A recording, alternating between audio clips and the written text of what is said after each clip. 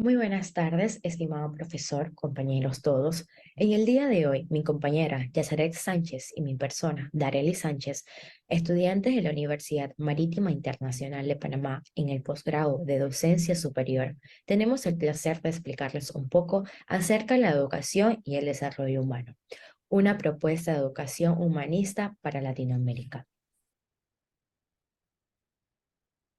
El objetivo de esta presentación es analizar el vínculo entre la educación y desarrollo partiendo de una visión crítica del enfoque antropológico y ético orientado a la educación en Latinoamérica, mostrando asimismo que a través de este último es como la libertad individual y social se conquista, crece, se despliega en diversas expresiones culturales y políticas que favorecen a su vez el desarrollo de la persona. De manera introductiva, contamos que durante los años 80 en Latinoamérica ha sido ampliamente promovida la denominada educación personalizada, como también la educación integral. Sin embargo, su relación con el desarrollo ha sido cuanto menos ambigua. Se asumió un personalismo autonomista. Es por ello, en Latinoamérica, la relación de la educación personalizada e integral y la política han retomado lo que es las banderas de educación libertaria del tipo de Freire o Montessori, generando simbiosis o eclecticismo usualmente inconscientes. Poco a poco entonces se sumó la educación en valores y las propuestas más contemporáneas en torno a los principios del diálogo y del pluralismo, que suelen aclararse en una especie de personalismo hermenéutico, cuyo resultado era o abogar por un diálogo sin condicionar por las categorías de verdadero, falso. Ciertamente existieron muchos desaciertos repetidos durante esta época que terminaban por invadir y dirigir las políticas educativas, tienen profundas incidencias en el desarrollo universitario y por lo tanto en la formación que permite la mejora social. Se olvida mencionar que la raíz de todos estos problemas es de tipo antropológico y ético. ¿Qué es educación? Al hablar de educación, nos referimos a la forma integral de la persona, formación que abarca no solo la dimensión intelectiva del ser humano, sino también la afectiva y la espiritual. Por lo tanto, un indicador clave del grado de educación de un individuo o de una comunidad es su capacidad de hacer su uso responsable y abierto relacional de la libertad. La educación integral y personal parte de las premisas filosóficas en que se sustenta el modelo sociopolítico denominado humanismo cívico. ¿Y qué promueve el humanismo cívico? Promueve la participación directa e indirecta de la ciudadanía como motor irreductible e irreemplazable de la dinámica política, especialmente la democrática.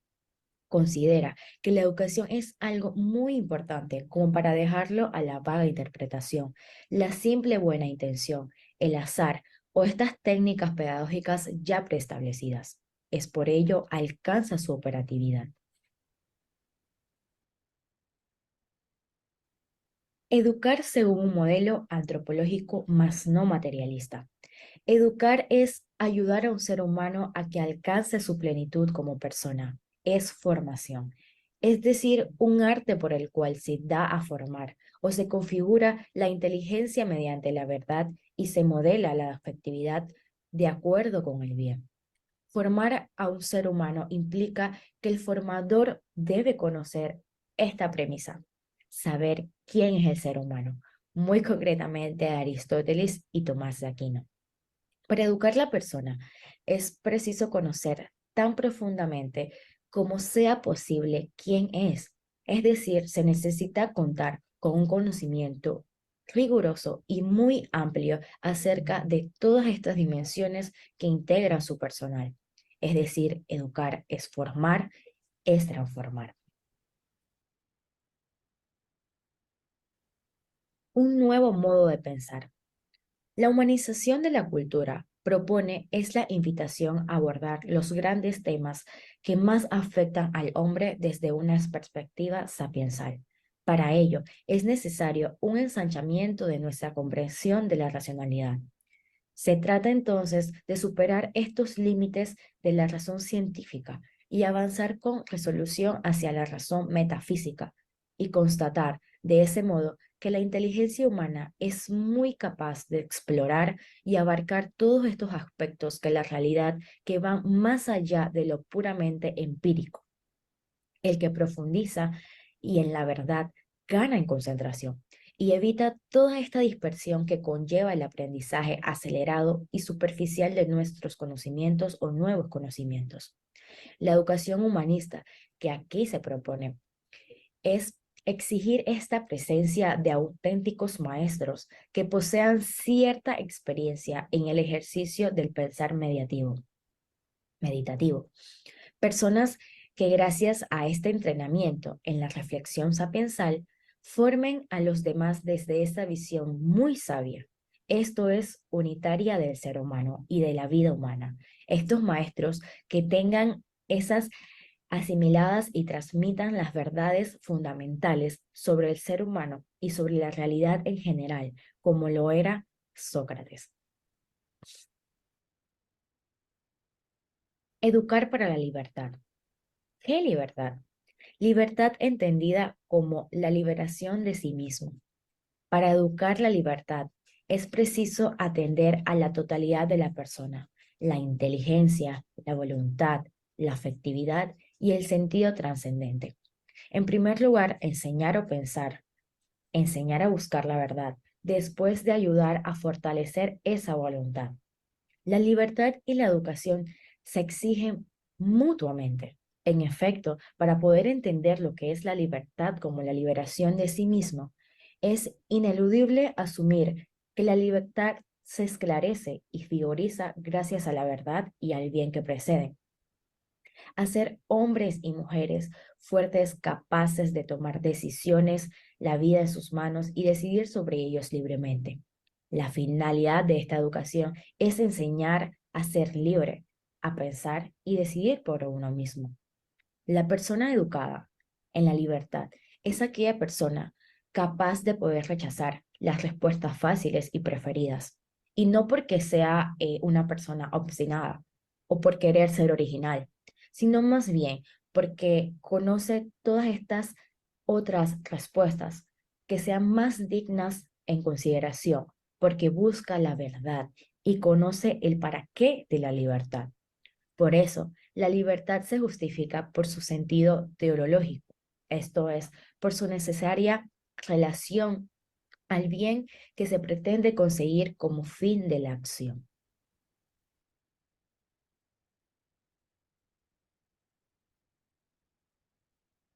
Continuando con las aristas del nuevo modelo de pensar que propone la educación humanística, continuaremos ampliando un poco más sobre la libertad y la ley natural, que como bien lo explicó Darelis, la ley natural aplicada a la libertad hace referencia al descubrimiento que hace el hombre al poseer un horizonte ilimitado para el libre y creativo engrandecimiento de su ser.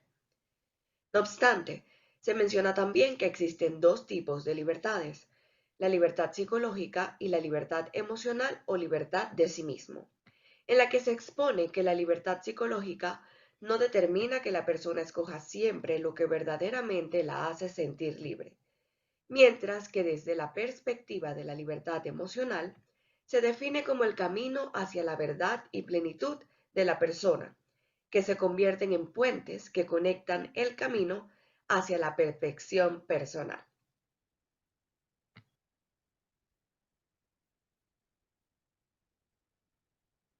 Como segundo punto, bajo el esquema del nuevo modo de pensar de la educación humanística, tenemos la formación de la personalidad humana, en donde se resalta como el principal aspecto el cultivo de la inteligencia y la formación del carácter. Desde esta perspectiva de la educación humanística, lo que se busca es plasmar cómo, desde el desarrollo de las virtudes intelectuales, el ser humano es capaz de desarrollar habilidades para gestionar su vida como un proyecto que lo conduzca al logro de sus metas. Se describen entonces dos hábitos fundamentales de las virtudes intelectuales y de carácter. como son el medio para desarrollar una personalidad ética y madura. Estas son la sabiduría y la prudencia.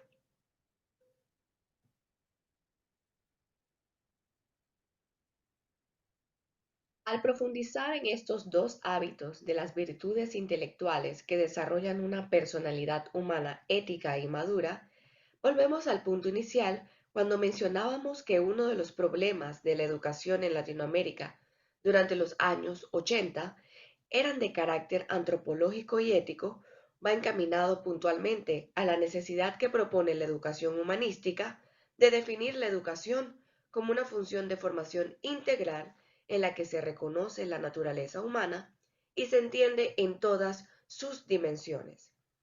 De allí la importancia de entender la prudencia como un hábito que da como resultado elegir oportunidades de acción que otros no advierten, considerar relevantes normas que otros pasan por alto y al momento en que se den eventos en donde existan propuestas con fines particulares, sepamos que muchos no caerán. Por ende, por la prudencia se obtiene el discernimiento que nos permite indagar y juzgar certeramente acerca de las acciones que nos conducen de manera más eficaz a la consecución de una meta buena. Por otro lado, cuando nos referimos a la sabiduría como virtud, se hace referencia a la capacidad de la persona en saber llegar a lo esencial desde la inteligencia, a fin de saber juzgar todo bajo la luz de su significado definitivo y absoluto. Por lo tanto, para ser sabio, se necesita ser prudente.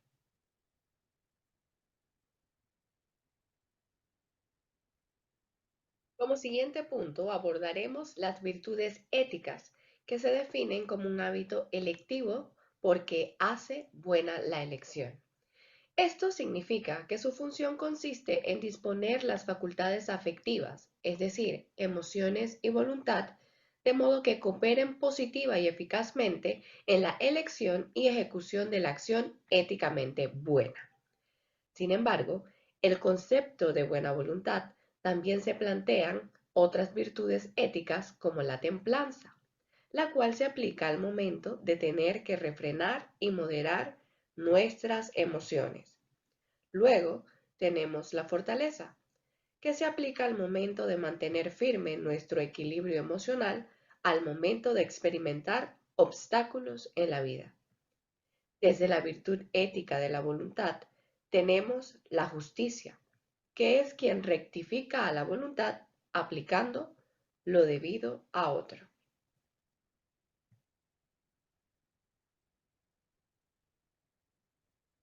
Como último punto, dentro de las aristas que propone el nuevo modo de pensar de la educación humanística, tenemos la amistad, la cual se explica como la naturaleza de la educación en virtudes que propone la educación humanística como la mejor forma de educar para el desarrollo social.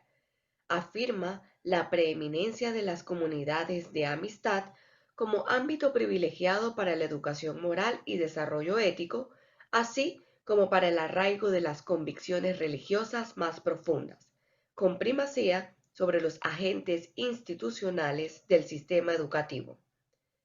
Conviene tener presente que las comunidades de amistad solamente se hacen comprensibles a la luz del paradigma ético de la comunidad aristotélica, la cual implica la vital necesidad de la concordia entre los diversos pareceres y elecciones individuales, tratando de armonizarlos con los intereses de la ciudad, que en un último término han de converger siempre en el bien común de la vida buena.